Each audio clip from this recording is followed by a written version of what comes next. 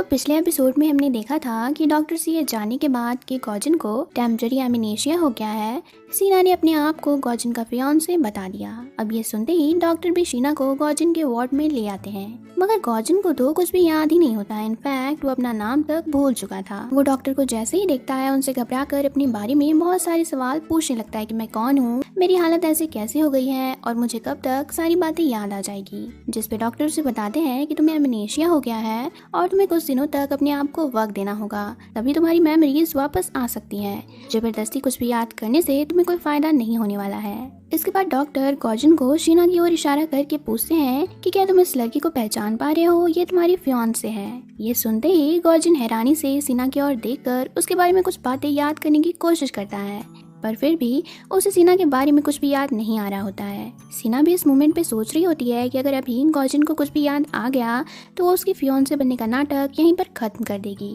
पर क्योंकि अब गॉजन को दूर दूर तक कोई भी बात याद नहीं आ रही होती है तो शीना को उसकी फियांसे बनने का नाटक कंटिन्यू करना ही पड़ेगा। अगर वो ऐसा नहीं करेगी तो पुलिस ऑफिसर फिर से उसे सबूतों को देखते हुए अरेस्ट करके जेल में डाल देंगे और न जाने कितने दिनों तक शीना को जेल की हवा खानी पड़ेगी। डॉक्टर शीना और गॉजन को अकेला छोड़ के वार्ड से बाहर आ जाते हैं तो फिर पुलिस ऑफिसर भी उनसे फौरन जाकर बहुत सारे सवाल पूछने लगते हैं। डॉक्टर भी उन्हें क्लियरली बता देते हैं कि मिसेस गॉजन को कुछ भी याद नहीं है।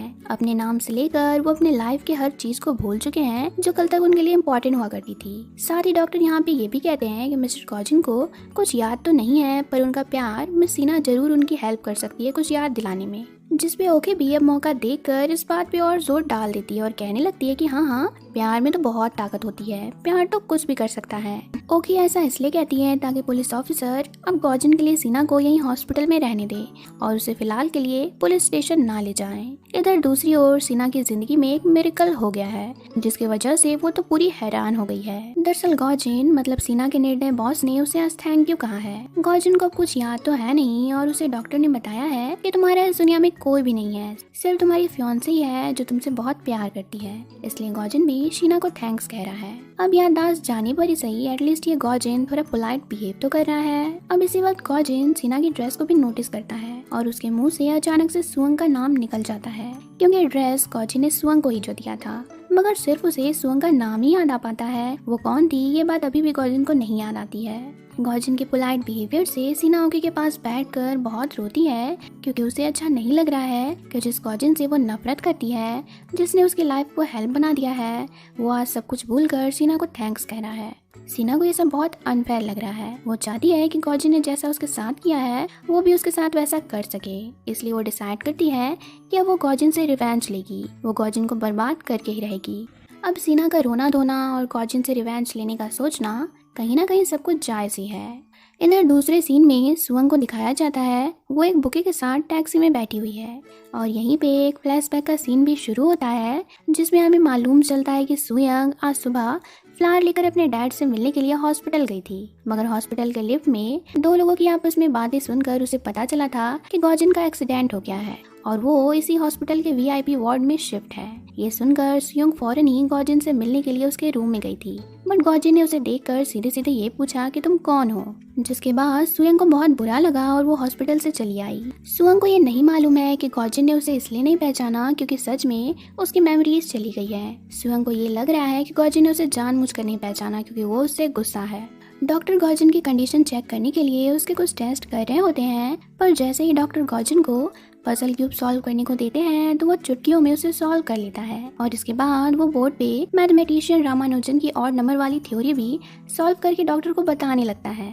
मतलब क्या बात है, इस बंदे का कहना है कि इसे तो कुछ भी याद नहीं है, पर इसे रामानुजन और उसकी मैथ की इक्वेशन सॉल्व करना बहुत अच्छे से याद है, शायद इसलिए क्योंकि इसका आईक्यू लेवल 190 से ज्यादा जो है। ओके भी अब शीना की परेशानियों को सुनकर गॉजन से रिवेंज लेने में उसको साथ देने के लिए डिसाइड कर लेती है। आखिरकार वो उसके बेस्ट फ्रेंड जो है वो शीना को एक रिंग देकर कहती है कि ये तुम्हारी एंगेजमेंट की रिंग है जिसे नाटक करने के लिए तुम्हें पहन लेनी चाहिए और एक अच्छे फियांसे बनने की रियल एक्टिंग तुम्हें कैसी करनी है ये भी तुम्हें मैं ही बताऊंगी। शीना ओके की एडवाइस को फॉलो करते हुए गॉजन की केयर करती है, जिसे देखकर डॉक्टर, नर्स और साथ साथ गॉजन को भी लगने लगता है कि शीना सच में गॉजन से बहुत प्यार करती है। इन दोनों का बॉन्ड भी बहुत स्ट्रॉन्ग है, लेकिन इसी भी स्टेप बाय स्टेप वो अपना रिवेंज भी लेना शुरू कर देती है, जिसे देखकर बहुत ही मजा आ रहा होता है। पहले शीना गॉजिन को टॉयलेट की वाटर से हर्बल ड्रिंक बनाकर पिला देती है। फिर अनियन के बने हुए बहुत सारे डिश वो गॉजिन को ठूस ठूस कर खिलाती है। आखिर यही वो अनियन है जिसके कारण गॉजिन उसे बहुत डांटता रहता था और रुलाया भी करता था। इसके बाद वो फ्रेश एयर लेने का बोलकर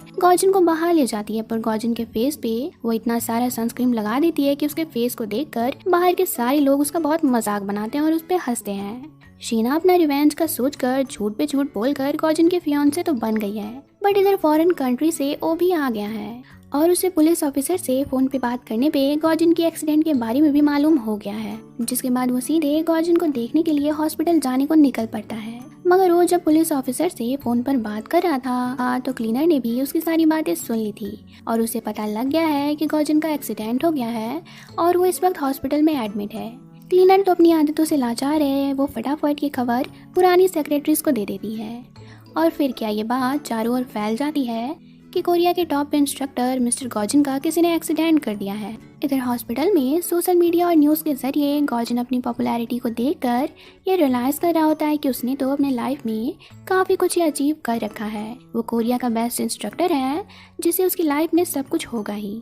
मगर शीना भी गॉजिन को ये बताने के लिए कि वो अच्छा इंसान नहीं है, थोड़ी झूठ और थोड़ी सच्ची बातों को मिलाकर एक सॉलिड कहानी उसे सुनाना शुरू कर देती है कि मिस्टर गॉजिन, मैं आपकी सेक्रेटरी थी और आप मुझे बहुत ही डांटा करते थे। मैं रोज रोज रोते रोते दिन काटती थी। गॉजिन में पूछता है कि ठीक है, अगर तुम मेरी सेक्रेटरी थी और मैं तुम्हें डांटता रहता था, तुम्हारे साथ बुरा बिहेव करता था, फिर हमारी एंगेजमेंट कैसे हो गई। शीना इसमें वापस से झूठ बोलते हुए बताती है कि मुझे डांटते डांटते एक दिन आपने सडनली मुझे प्रपोज कर दिया। मैंने आपका प्रपोजल पहले रिजेक्ट किया था तो आप मेरे सामने पैर हाथ जोड़कर गिड़गिड़ाने लगे थे, जिसके बाद मुझे भी आप पर रहम आ गई थी। फिर हमने सीक्रेटली एक दूसरे को डेट करना शुरू किया था और एक मंथ पहले ही लोगों से छुपकर आपने मुझसे एंगेजमेंट भी की। शीना की सारी बातों को सुनकर गॉजिन को उस पर डाउट हो रहा होता है कि वो झूठ कह रही है, इसलिए शीना भी उसे अपनी बात पे यकीन दिलवाने के लिए रोने धोने का दिखावा करके गॉजिन को अपनी और उसके साथ वाली पिक्चर्स दिखाने लगती है जो कि ओकी ने एडिट किया था सिर्फ गॉजिन को उल्लू बनाने के लिए। फिर वो डॉक्टर और पुलिस ऑफिसर के सामने भी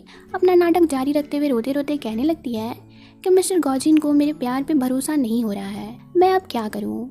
डॉक्टर और ऑफिसर भी शीना की रियलिस्टिक एक्टिंग को देखकर उसे बेचारी टाइप समझने लगते हैं और गॉजिन को कहते हैं कि एमनेशिया में पेशेंट अपनी रियलिटी को एक्सेप्ट नहीं कर पाता है, इसलिए तुम्हारे साथ भी ऐसा ही हो रहा है। फिलहाल के लिए तुम्हें शीना की बातों को समझना चाहिए। फिर शीना यहाँ पर और एक झूठ कह देती है कि जिस रात गॉजिन का एक्सीडेंट हुआ था उस रात मैं उसके साथ ही थी, पर एक बात पे हमारी लड़ाई हो गई थी और फिर मैं वहाँ से जा रही थी क्योंकि उस दिन मुझे पता चला कि गॉजिन का किसी दूसरी लड़की के साथ अफेयर है और वो मुझे चीट कर रहा है। शीना की बातें तो झूठ थी पर उसकी एक्टिंग जो कि ओकी ने सिखाई थी वो बहुत ही कमाल की थी। गॉजिन से लेकर डॉक्टर और खुद पुलिस ऑफिसर भी उसकी बातों में आ ही गए थे। अब ये नौटंकी तो खत्म हुई मगर इसके बाद फाइनली वो हॉस्पिटल पहुंच जाता है, मगर गॉजिन उसे भी देखकर यही पूछता है कि तुम कौन हो। वो को तो बिलीव ही नहीं हो रहा था कि गॉजिन सच में सब कुछ भूल गया है। इसी वक्त शीना भी रूम में आती है और वो को अपने सामने देखकर उसकी तो हालत ही खराब हो जाती है कि अब तो मेरा पर्दा फाश हो जाएगा, मिस्टर ओ को सारी सच्चाई मालूम चल जाएगी,